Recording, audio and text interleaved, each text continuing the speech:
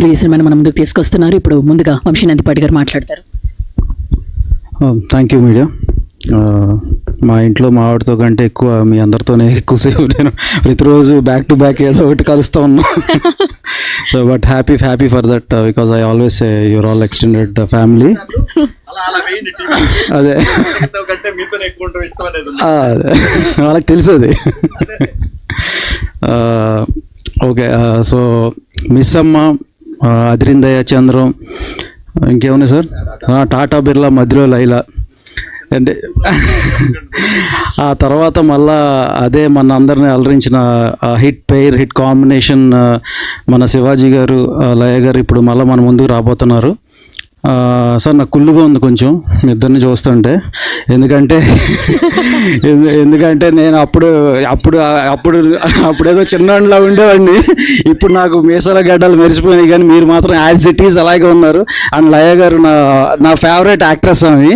So but అదే, so come back. అంటే నా ఫేవరెట్ యాక్ట్రెస్తో నేను అసోసియేట్ అవ్వడం నాకు చాలా హ్యాపీగా ఉంది.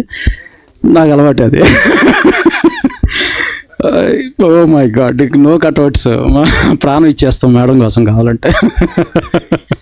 Okay, anyway, Sampradayini Shuddhapoosini very good family entertainer. So Sampradayini Suppini Shuddhapoosini very good family thriller and entertainer as Sai said. And ETV వాళ్ళు వేరు, మేము వేరు కాదు. సో మా సినిమాలు అంటే వాళ్ళే, వాళ్ళ సినిమాలు అంటే మాయే. సో ఈటీవీ వాళ్ళు చేసిన సినిమా అంటే ఒక ట్రేడ్ మార్క్ ఉంటుంది. అటువంటి సినిమా మళ్ళీ ఈ సినిమా.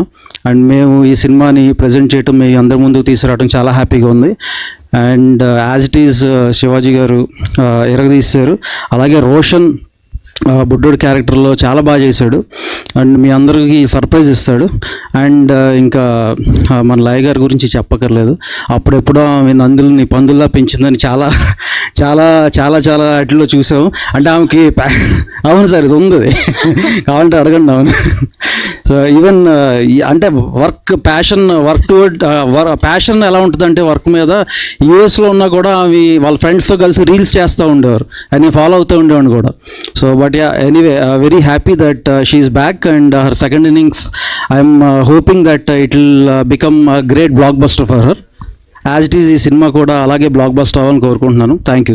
వంశీ గారు, మీరు చెప్పిన సామెత మాకు కానీ బనీవాస్ గారికి కానీ అర్థం కాలేదా? నందుల్ని పందుల్లాగా పెంచింది అప్పట్లో అని అనేవారు. అంటే అన్ని నంది అవార్డ్స్ వచ్చినాయి ఆమెకు అనేది, అది చెప్పా అంతే. కాదు, ఇంతకు ముందు ఇండస్ట్రీలో స్పీచెస్ అంటే ఒకరిద్దరు పేర్లు వచ్చేవి. ఇప్పుడు ఆ స్పీచెస్ లిస్ట్ లో మీరు కూడా జాయిన్ అవుతున్నారు అనమాట. ఇంకా అదేం లేదు, ఈ రోజుకి చాలా రండి next. Thank you. Yes Bunny Vasu గారే మాట్లాడవలసిందిగా రిక్వెస్ట్ చేస్తున్నాము.